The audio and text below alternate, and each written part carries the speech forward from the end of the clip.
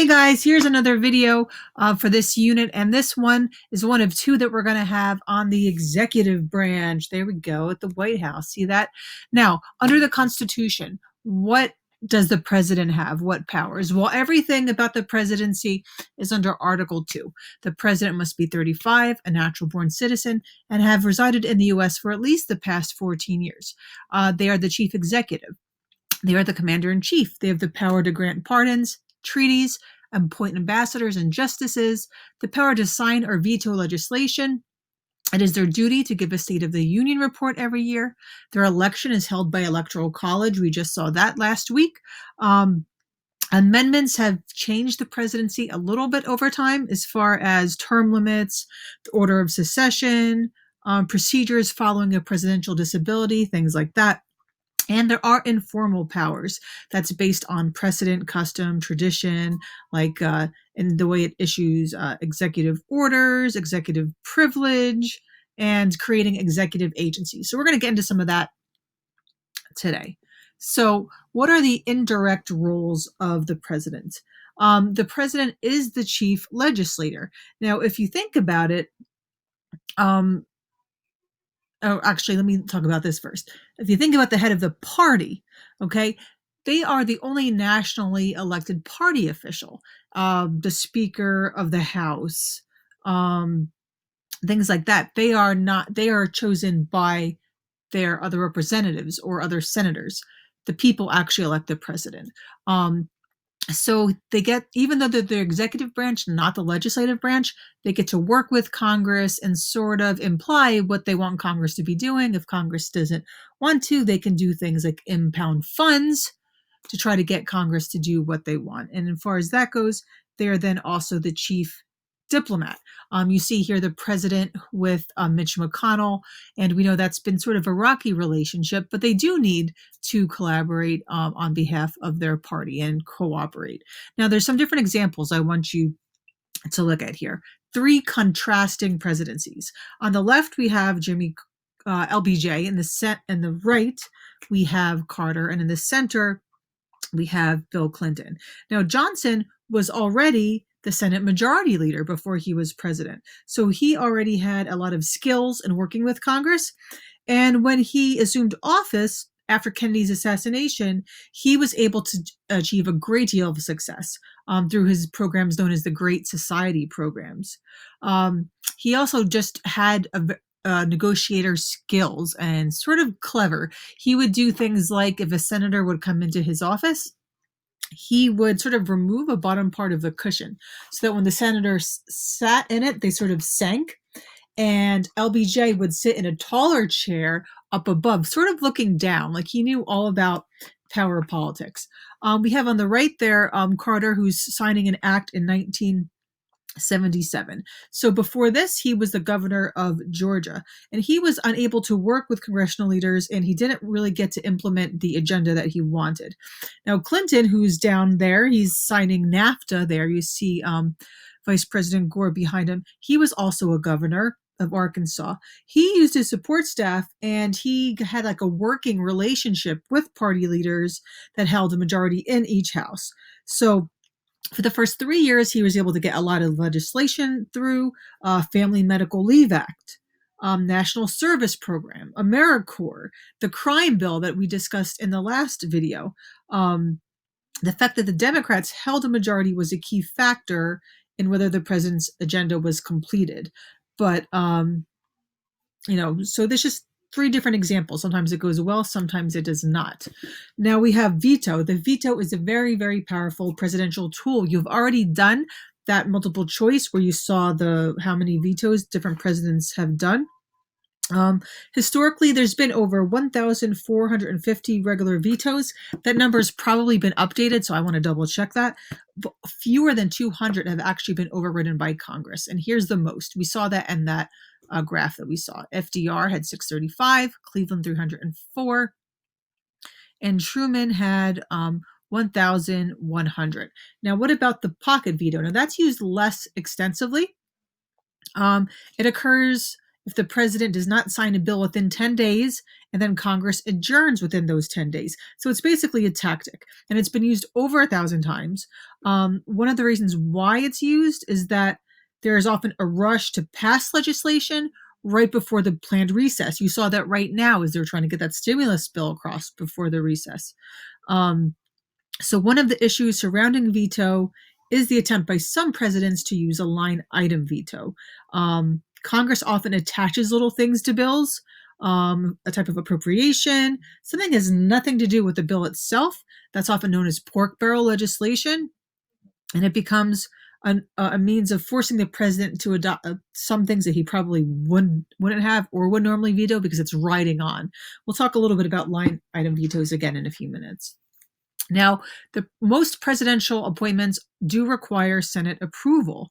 Okay, it's the responsibility for people, the president and the Senate to sort of share certain things. So the president will nominate an individual, and then the Senate may confirm that, and the president would then present him with a signed commission. The Constitution divided this responsibility by granting the president the power of appointment and the Senate the power of advice or advice and consent. When the Senate refused to act on a presidential appointment, presidents have waited for the Senate to adjourn for 3 days or more, and that's known as a recess appointment, which bypasses the Senate for an entire year. So you see there's lots of strategies and sort of loopholes that they try to employ here. This method has been challenged. The Supreme Court ruled that the recess appointments by the president are unconstitutional, even if the Senate only convenes in a pro forma session, right? That's those ones that are like a few minutes long and nothing really happens. And they can open and adjourn without doing other business. So those wouldn't count either.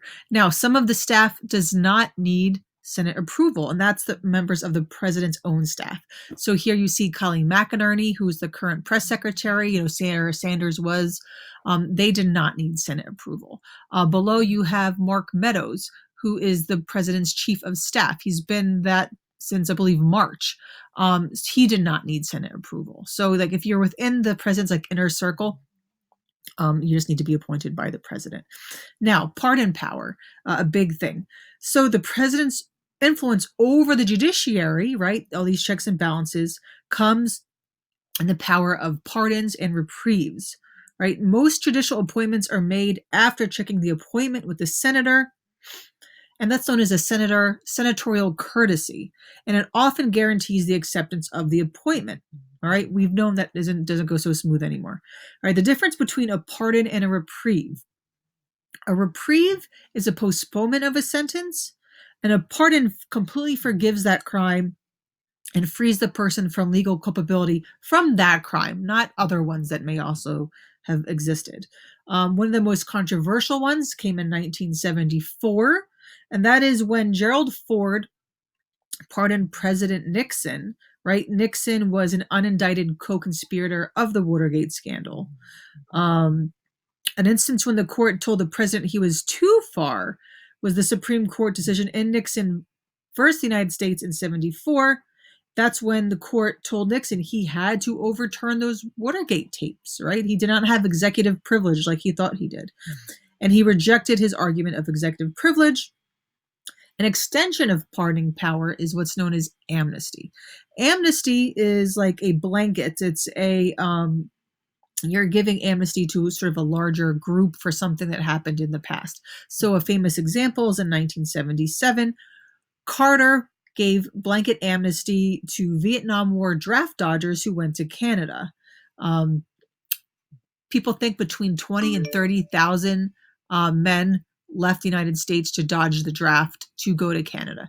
This got a lot of heat from actual veterans that did serve.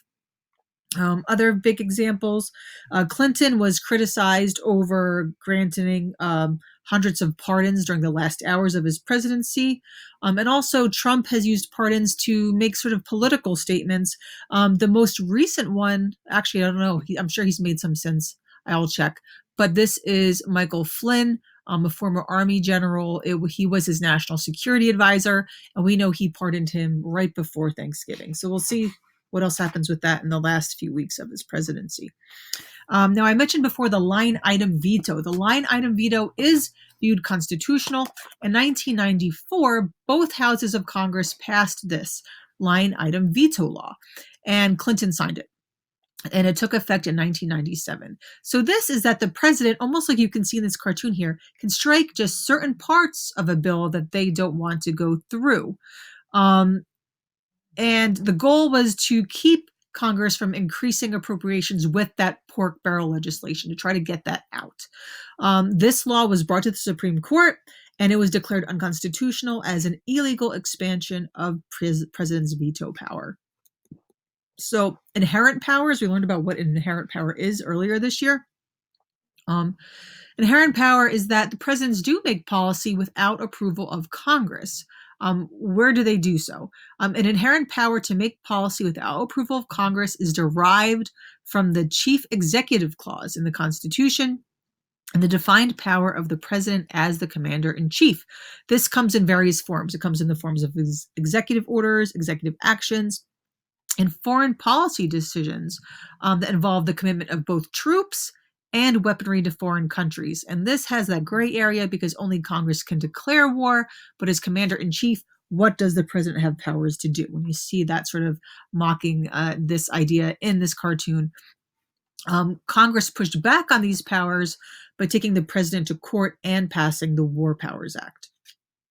So I wanted to share again what I'm reading. I told you guys I was reading this book written by Dwight Eisenhower, Crusade in Europe, and it's about his involvement in World War II.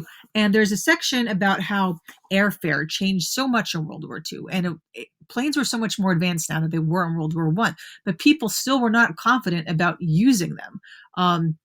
And he writes, "We felt like we were bringing a new concept, almost a new faith to strategic thinking, one which envisioned the air coordinated with ground operations to the extent that a ground air team would be developed, tending to multiply the effectiveness of both. But many people, ground soldiers, other officials, were belittling the potentials of the airplane against ground formation." So just because you guys are STEM, thinking outside the box, design thinking, how can you find ways to use technology in new ways, right? This is nothing new, but it's something that's evolving. And as Eisenhower would probably suggest, continue to do so. All right, see you guys soon.